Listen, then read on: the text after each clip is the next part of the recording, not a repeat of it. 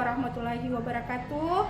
Kepada yang terhormat Bapak Ibu dosen dan penguji PPG dalam jabatan batch 2 tahun 2024. Perkenalkan, nama saya Megawati.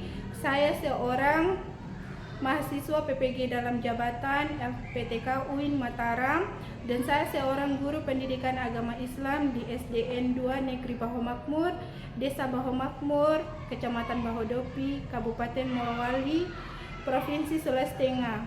Pada hari ini, Kamis tanggal 30 Januari tahun 2025, saya menampilkan praktik pembelajaran uji kinerja dengan tema makanan dan minuman yang halal dan haram. Simak video pembelajaran berikut ini. Selamat menyaksikan. Warahmatullahi wabarakatuh. Waalaikumsalam warahmatullahi wabarakatuh. Apa kabar anak-anak? Baik, alhamdulillah, luar biasa. Allahu Akbar. Oke, sekarang sebelum kita belajar seperti biasa kita berdoa dan dilanjutkan dengan tadarus Al-Quran. Sekarang ketua kelasnya maju depan ya. Pimpin doa. Teman-teman, sebelum kita belajar, marilah kita berdoa. Berdoa dimulai. Bismillahirrahmanirrahim. Rabbi zidni ilman warzuqni fahman. Amin.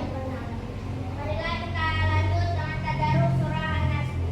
A'udzu billahi minasyaitonir rajim. A'udzu billahi minasyaitonir rajim. Bismillahirrahmanirrahim. Bismillahirrahmanirrahim. Qul a'udzu birabbin nas. Qul a'udzu birabbin nas. Malikin nas. Malikin nas. Ilahin nas. Ilahin nas. Min syarril waswasil khannas. Min syarril waswasil khannas. Alladzi yuwaswisu fi sudurin nas. Alladzi yuwaswisu fi sudurin nas. Minal jinnati wan nas. Minal jinnati wan nas. Sadaqallahul azim. Sadaqallahul azim. Sekarang dengarkan namanya masing-masing ya. Abi Nadia Prananda, Ibu, Abi Lutfi, Aura Nadriani, Diana Ramadhani. Sekarang kita masuk pada pembelajaran ya.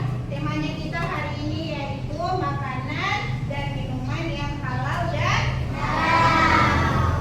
Tujuan pembelajaran kita pada hari ini yaitu memahami makanan dan minuman yang halal dan haram. Makanan, ada yang tahu apa itu makanan yang halal dan yang haram? Ya. makanan dan minuman halal adalah makanan dan yang sesuai dengan ketentuan syariat Islam, yaitu tidak mengandung bahan haram dan diproses dengan cara yang dibolehkan. Ya, itu semua betul apa yang disampaikan Abi ya. Nah, pertanyaan kedua, mengapa kita harus memperhatikan kehalalan makanan yang kita konsumsi? Ya, silakan tidak. Kita harus memperhatikan kehalalan makanan yang kita konsumsi karena agar sesuai dengan ajaran agama Islam dan menjaga kebersihan jasmani serta rohani. Yang pertama itu kita harus melihat makanan yang